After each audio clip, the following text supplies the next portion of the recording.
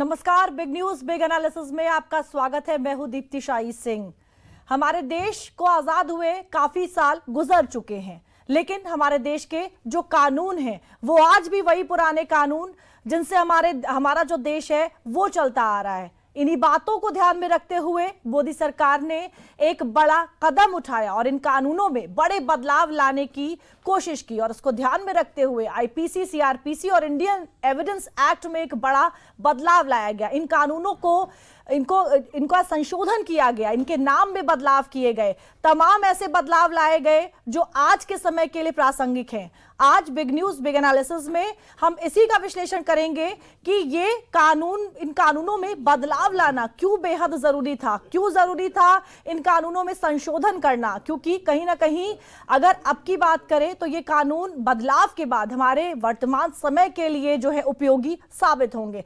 तमाम ऐसे कानून थे जो पहले आज के समय में हमारे लिए शायद उतने उपयोगी नहीं बचे हुए थे और इसलिए इनमें बदलाव लाने का जो फैसला है वो किया गया। 1 जुलाई से इन तमाम कानूनों को लागू भी कर दिया जाएगा। आपको समझाने की कोशिश करते हैं ग्राफिक्स के माध्यम से कि किस तरह से जो ये कानून है, अगर अदालतों में कितने खाली पद इन कानूनों की वजह से। देखिए, सुप्रीम कोर्ट की बात करें तो 34 पद है, लेकिन वैकेंसी जो है वो सिर्फ 2 पदों के लिए। हाई कोर्ट की बात की जाए तो 1104 पद, लेकिन 387 जो वैकेंसीज हैं वो हैं। यानी कि किस तरह से जब ये कानून जो है, जब इनमें बदलाव किया जाएगा तो जाहिर तौर पर जो जुडिशरी पर एक बड़ा बोझ है वो भी कहीं ना कहीं हल्का होता हुआ नजर आएगा। अदालतों में कितने खाली पद बता रहे आपको। जिला तालुकदार की बात की जाए तो 24,521 पद और वैकेंसी जो है वो सिर्फ 5,180।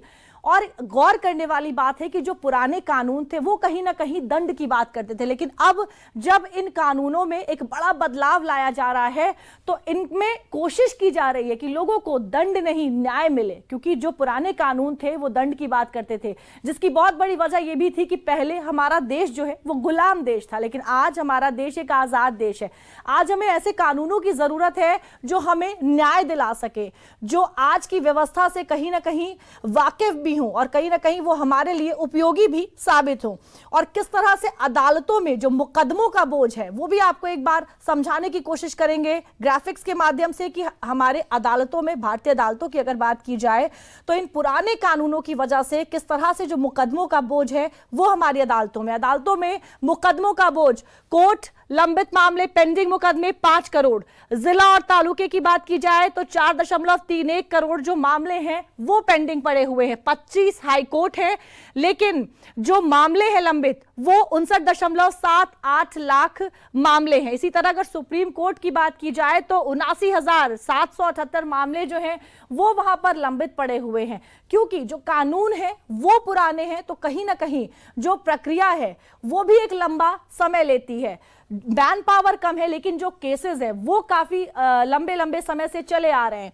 इसी तरह से क्या क्या मामले और कितने साल, अगर बात की जाए कितने साल, 1 साल में आए मुकदमे, हाईकोर्ट में 10.34 लाख मामले, जिला के अदालतों की बात की जाए तो 1.11 करोड़। इसी तरह 1 से 3 साल के समय में 9.48 लाख मामले हाईकोर्ट में, और इसी तरह जिला अदालतों में 1.1 करोड़ लाख जो मामले हैं वो वहां पर पेंडिंग पड़े हुए हैं। 30 साल से ज्यादा के समय से भी बात की जाए तो हाईकोर्ट में 73 लाख जो मामले हैं वो पेंडिंग पड़े हुए हैं। और इसी तरह जिला अदालतों की अगर बात की जाए तो 1.15 लाख जो मामले हैं वो वहां पर पेंडिंग पड़े हुए हैं। क्योंकि जो प्रक्रिया है वो पुरानी है। और शायद इसी को ध्यान में रखते हुए अगर मोदी सरकार की बात की जाए तो इस पर विचार करते हुए इन तमाम जो कानूनों है, आईपीसी की बात करें, इंडियन एविडेंस एक्ट की बात करें, सीआरपीसी की बात करें, इन तमाम कानूनों में जो नए बदलाव है वो लाने की जो कोशिश है वो की जा रही। और क्या जब ये कानून व्यवस्था में एक बड़ा बदलाव लाया जाएगा तो क्या जो न्याय है, जो न्याय की प्रक्रिया है उसमें भी एक बड़ा बदलाव आएगा। एक बार उसको भी समझने की कोशिश करते हैं कि किस तरह से जब कानून बदलेगा तो न्याय जो है वो भी बढ़ेगा। पहले इंडियन पेनल कोड, पहले आईपीसी और अब भारतीय नागरिक सुरक्षा संहिता बिल यानी आईसीडीसी के नाम से ये जाना जाएगा। इसी तरह से अगर अब होगी, आईपीसी में पहले 511 धाराएं थी, अब होंगी 356 धारा। और कितने में बदलाव, 175 धाराओं में जो है वो बदलाव किया गया है। अगर आईपीसी की बात करें, कितनी नई धाराएं जुड़ गई, 8, और निरस्त धाराएं 22। यानी जो नए कानून बनाए गए हैं उनमें पूरी तरह से कोशिश की गई है कि वो न्याय पर आधारित हो, ना कि यहां के लोगों को दंड देने पर आधारित हो। इसी तरह पहले इंडियन पैनल कोड के नाम से जो कानून जाना जाता था, वो अब भारतीय नागरिक सुरक्षा के नाम से, अधिनियम के नाम से जाना जाएगा। पहले अगर इसमें समझने की कोशिश करें तो 511 जो कुल धाराएं थी, अब इसमें 356 धाराएं, यानी कि ऐसी धाराएं जो अब हमारे लिए बेकार हो चुकी हैं, जो आज के समय में हमारे लिए प्रासंगिक नहीं रह चुकी हैं, उनको हटाने की कोशिश की गई है। इसमें कुछ नई धाराएं भी जोड़ी गई हैं। अगर आईपीसी की बात की जाए, देखिए लगातार जो बदलाव है कानून के क्षेत्र में भी इसलिए भी किए जा रहे हैं ताकि लोगों को न्याय मिलने की जो प्रक्रिया है उसमें तेजी लाई जा सके। साथ ही साथ जो तमाम हमारे डिस्ट्रिक्ट कोर्ट्स, हाई कोर्ट्स है, वहां पर जो बर्डन, एक बहुत बड़ा जो बोझ है इन तमाम केसेस को लेकर, इन तमाम मुकदमों को लेकर, वो उस बोझ को भी सीधे तौर पर कम किया जा सके। और इसी तरह से आईपीसी और सीआरपीसी में भी एक बड़ा बदलाव इसी के तहत इन कानूनों में लाया गया। और भ्रष्टाचार मुक्त भारत की अगर बात की जाए, बदलेगा कानून, बढ़ेगा न्याय जाहिर तौर पर। और कहीं ना कहीं इन नए कानूनों से जो भ्रष्टाचार है, आईपीसी और सीआरपीसी, बदलेगी आईपीसी और सीआरपीसी तो कैसे मिलेगा जल्दी इंसाफ, समरी ट्रायल, छोटे छोटे मामलों और 3 साल से कम सजा के अपराधों के मामले में। इसी तरह से सेशन कोर्ट में 40% से ज्यादा मामले खत्म होने की उम्मीद है। जब इन पुराने कानूनों में एक बड़ा बदलाव आएगा तो जाहिर तौर पर न्याय मिलने में भी जो प्रक्रिया है वो तेज होगी।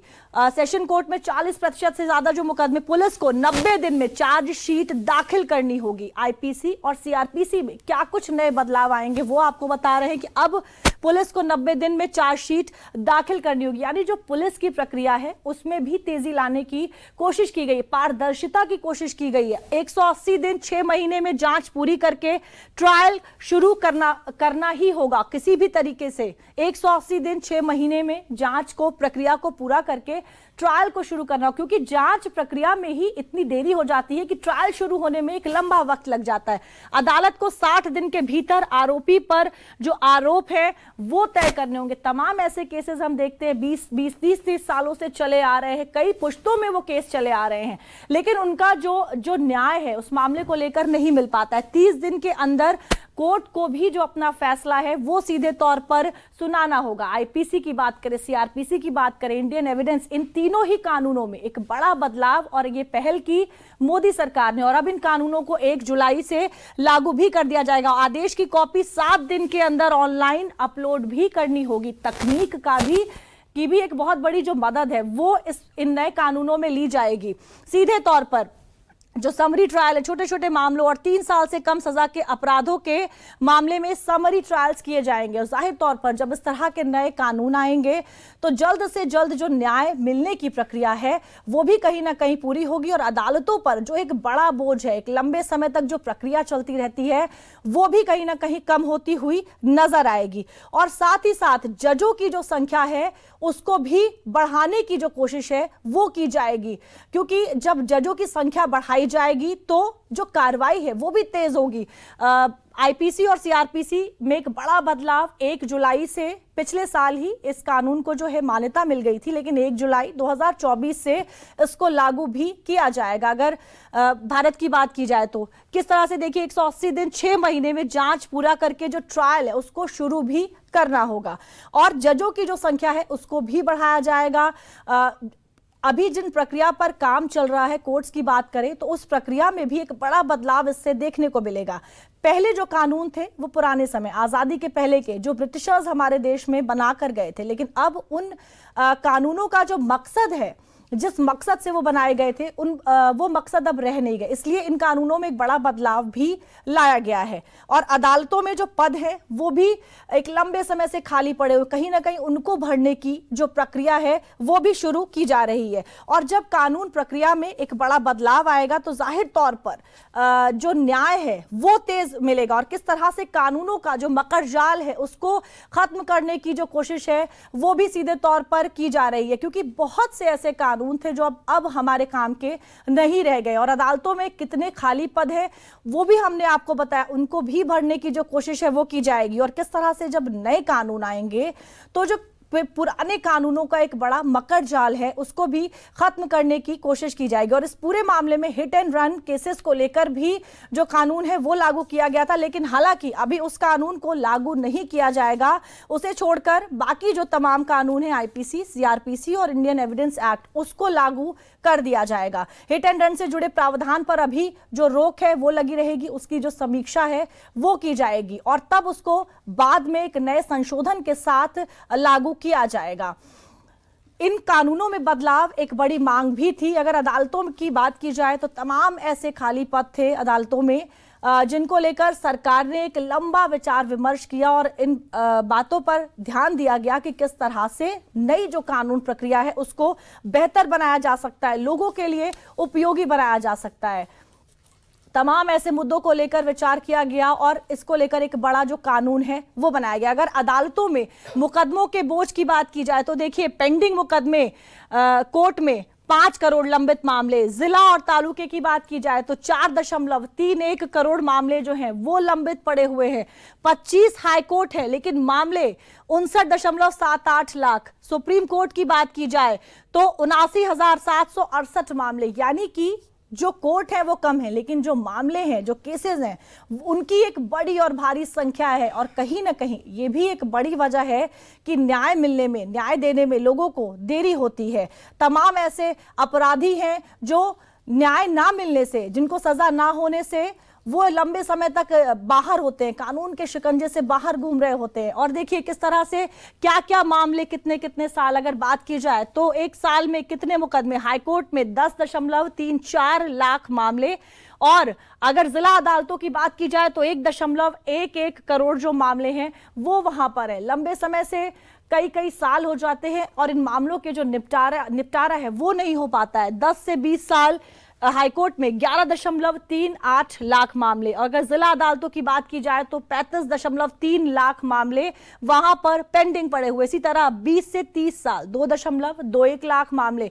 जिला अदालतों में भी एक लंबे समय से जो मुकदमे हैं वो वहां पर लंबित पड़े हुए हैं। तमाम ऐसी मामले जिनको लेकर एक लंबा वक्त लग जाता है लोगों को न्याय लेने में। और इस नए कानून में कई ऐसे भी मॉब लिंचिंग की बात की जाए, रेप केसेस की बात की जाए, इनको लेकर जो तमाम नए संशोधन हैं वो भी किए गए हैं ताकि इन तमाम कानूनों को लोगों के लिए भी पूरी तरह से उपयोगी बनाया जा सके। और कहीं ना कहीं बदलते हुए भारत में जब हम विकसित भारत की बात करते हैं तो विकसित भारत में इन तमाम नए कानूनों की आवश्यकता भी सीधे तौर पर देखी जा सकती है। इनके नामों में भी बदलाव हो गया। पहले जो इंडियन पेनल कोड था, आईपीसी में पहले 511 धाराएं थी, अब इसमें 356 धाराएं होंगी। इसी तरह से 175 धाराओं की अगर बात की जाए तो उनमें एक बड़ा बदलाव किया गया है, ये सोचकर कि अब जो ये नए कानून है लोगों के लिए ज्यादा बेहतर हो सके, ज्यादा उपयोगी हो सके। इसी तरीके से जब कानून बदलेगा तो जाहिर तौर पर जो न्याय है वो भी बढ़ेगा।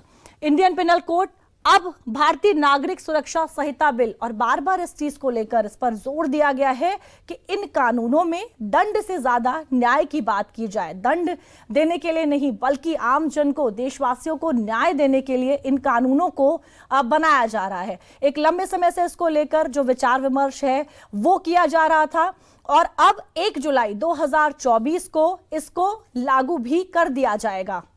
अगर बात की जाए भारत की तो भारत में एक लंबे समय से उन्हीं पुराने कानूनों को लेकर जो कार्यप्रणाली है वो अदालतों में चल रही थी, लेकिन अब वक्त आ गया है जब उन कानूनों को बदलने की जरूरत है ताकि अदालतों का जो बोझ है वो भी कम हो सके और सीधे तौर पर जो लोग हैं, जो शोषित लोग हैं, जिन्हें न्याय मिलने में देरी होती है, उन लोगों को भी न्याय जल्दी से जल्दी मिले।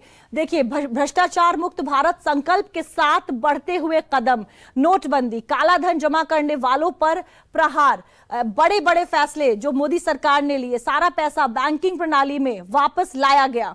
किस तरीके से मोदी सरकार ने बड़े फैसले लिए और उन तमाम बड़े फैसलों के बीच में ये एक बड़ा फैसला जहां पर पुराने कानूनों में बदलाव करने की कोशिश की गई। आधार को पैन से जोड़ना, फर्जी या बेनामी जो संपत्ति है कहीं ना कहीं उससे भी एक बड़ी राहत मिलेगी। आधार को पैन से जोड़ना, बेनामी लेन देन संशोधन अधिनियम 2016 कई बेनामी संपत्तियों का पता लगाने में सक्षम। भ्रष्टाचार मुक्त भारत संकल्प के साथ बढ़ते कदम। किस तरह से भारत को भ्रष्टाचार मुक्त करने के लिए लगातार जो सरकार है उसने काम किया और कहीं ना कहीं कानूनों में जो एक बड़ा बदलाव लाया गया है वो भी इसी दिशा में एक बड़ा प्रयास है। और इस जो हमारा आज का विषय है उस पर ज्यादा जानकारी के लिए हमारे साथ रणविजय सिंह भी जुड़ रहे हैं, अधिवक्ता है वो। और क्या कुछ जो नए बदलाव हैं वो देखने को मिलेंगे हमें अगर बात की जाए नए कानूनों की, क्योंकि 1 जुलाई 2024 से ये जो तमाम कानून हैं वो अब लागू हो जाएंगे और जाहिर तौर पर इन कानूनों का जो सीधा फायदा है वो देशवासियों को मिलेगा। एक लंबा वक्त, एक लंबा समय जो वो इंतजार करते थे, किस तरह से देखिए नए कानूनों ने खत्म कर दिया कानूनों का मकड़ जाल। अप्रचलित और निरर्थक कानून जो है वो कहीं ना कहीं समाप्त हो गया। पीएमओ द्वारा 2 सदस्यीय समिति का जो गठन है वो किया गया। कानूनों के मकड़ जाल को खत्म करने का एक बड़ा प्रयास। 1824 निरर्थक केंद्रीय कानूनों की हुई थी पहचान। पहले जो निरर्थक कानून थे उनकी पहचान की गई और उसके बाद विचार विमर्श करके इन कानूनों को जो हटाने की प्रक्रिया है वो की गई। 1175 एक्ट हुए, समाप्त किया गया। यानी कि किस तरह से जो पुराने कानून थे उनमें बदलाव लाने की और उनको समाप्त करने की जो प्रक्रिया है वो की गई। इस पर ज्यादा जानकारी के लिए हमारे साथ स्टूडियो में मौजूद हैं वरिष्ठ अधिवक्ता रणविजय सिंह जी। रणविजय जी, देखिए जिस तरह से इन कानूनों में एक बड़ा बदलाव लाया गया और अब 1 जुलाई से ये लागू हो जाए, क्या लगता है आपको भारतीय न्याय व्यवस्था में एक बड़ा बदलाव भी देखने को मिलेगा? जी हाँ, बिल्कुल। हमारे देश में अंग्रेजों के समय से बहुत पुराने लगभग 2000 ऐसे कानूनों में परिवर्तन किया गया जिनमें परिवर्तन अति आवश्यक था। और ये कानूनों के मकड़ जाल से देश की जनता को मुक्त करने के लिए और न्याय को सरल और सुगम बनाने के लिए, त्वरित न्याय पहुंचाने के लिए भारत सरकार ने 3 मुख्य कानूनों में जो हमारी न्याय प्रणाली से संबंधित हैं उनमें आमूलचूल परिवर्तन किए हैं और आज के परिवेश में, आज की परिस्थितियों के अनुकूल उनको करते हुए उनको संशोधित किया, जिनको कि अब 1 जुलाई से लागू किया जाना है। इससे हमें लगता है कि देश की जनता को सरल, सुगम और त्वरित न्याय प्राप्त होगा। बिल्कुल रणविजय जी, देखिए जो नए कानून बने हैं उसमें फोकस है लोगों को न्याय दिलाना, बल्कि जो इसके विपरीत पुराने जो कानून थे उसमें दंड देने की बात कही थी। क्या कहीं ना कहीं ये जो एक बड़ा बदलाव है लोगों के लिए भी एक बड़ा बदलाव लेकर आएगा? क्योंकि पहले दंड पनिश करना ज्यादा उस पर फोकस था, लेकिन अब न्याय दिलाना इसका मकसद है नए कानून का। बिल्कुल।